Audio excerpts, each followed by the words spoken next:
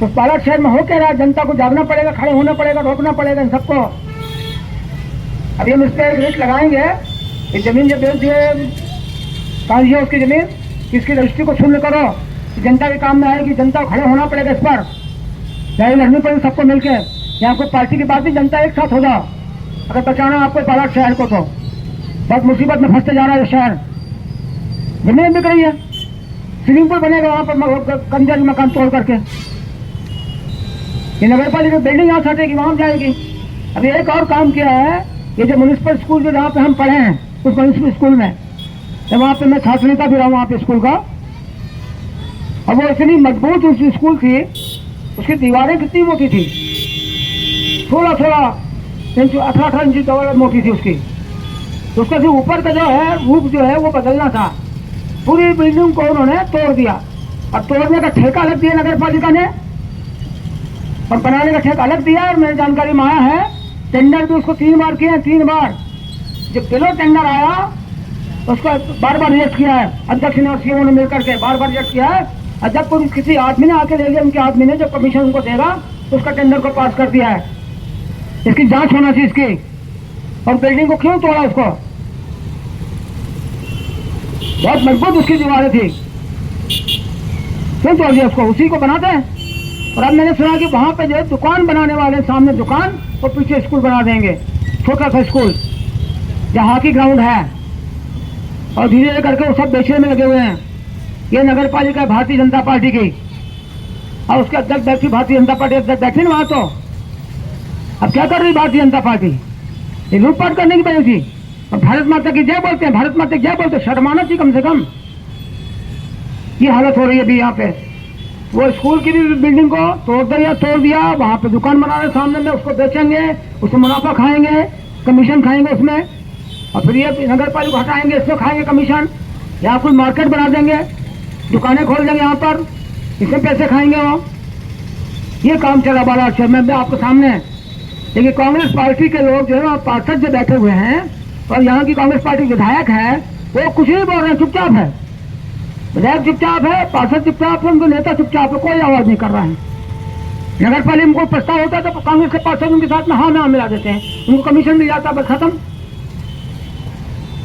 पार्षदों को बोला गया, हमको मालूम पड़ा है कि तुम चुपचाप रहो, कुछ बात नहीं करना, तुमको 10-10 लाख रुपए देंगे हम। वो अध्यक्ष के तरफ से प्रस्ताव गया है, हम 10 लाख देंगे, उनके लोगों की तरफ से प्रस्ताव गया है। अध्यक्ष तो कम नगर पालिका चलाते हैं, उनका पति ज्यादा नगर पालिका चलाता है, आपको मालूम है। तो उनका प्रस्ताव गया हुआ कि हम 10 लाख देंगे तुमको हम। ये काम हो रहा है वहां पर। विधायक कुछ नहीं बोल रहे, विधायक विधानसभा में सवाल लगा रही है, कोई आवाज नहीं। कांग्रेस को बैठे 4 विधायक उनके, कोई इस पर नहीं बोल रहे हैं। वो पैसे खा रहे हैं, लूट रहे हैं, खत्म। हालत बहुत खराब है। तो क्या इसी के लिए आजाद हुआ था भारत? और इसी के लिए हमारे क्रांतिकारी लोगों ने अपनी कुर्बानी दी थी, बलिदान दिया था, फांसी पे लटके थे, गोलियां खाई है, जेल में गए हैं। डॉक्टर राम मनोहर लोहिया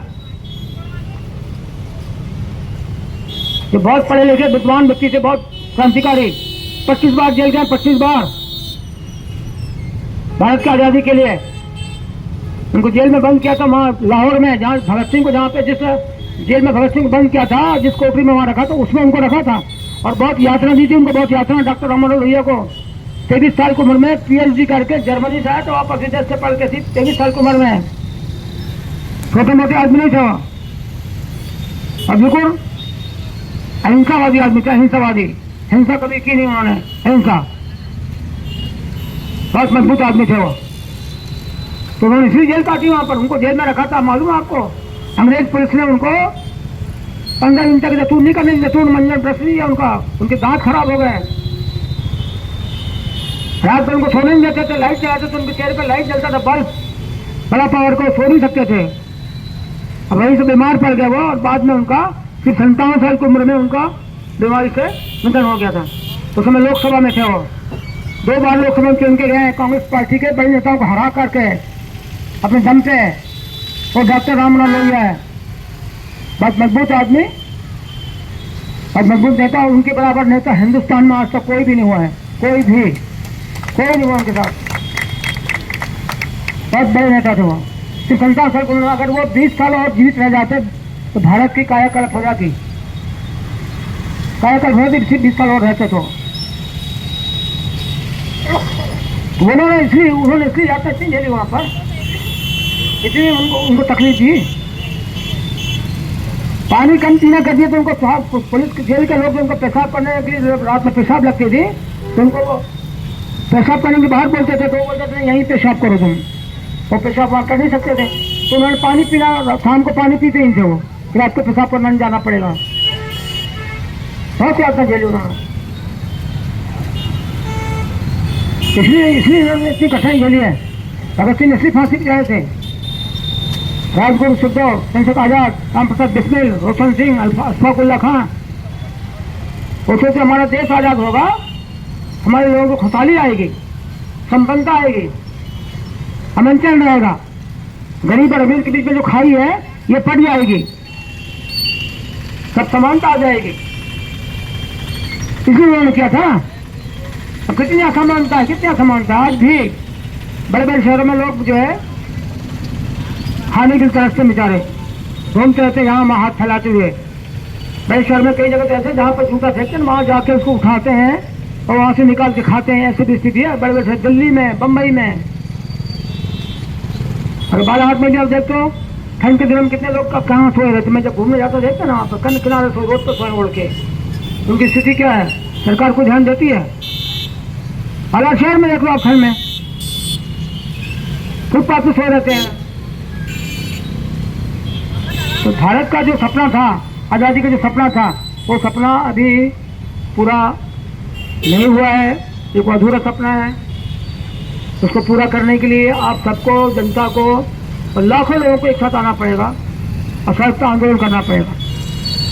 इसके सिवा कोई दूसरा विकल्प नहीं। ये सरकारें कुछ नहीं कर सकती है, इस सरकार को बदलना पड़ेगा, हटाना पड़ेगा।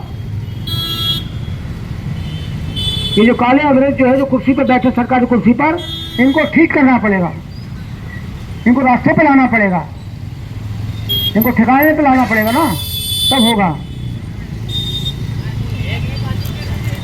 इतनी बात करके अपनी बात को समाप्त करता हूँ। सबको बहुत धन्यवाद। इनकलाब जिंदाबाद जिंदाबाद, क्रांति अमर रहे अमर रहे। 1942 8 अगस्त 9 अगस्त, अमर रहे अमर रहे।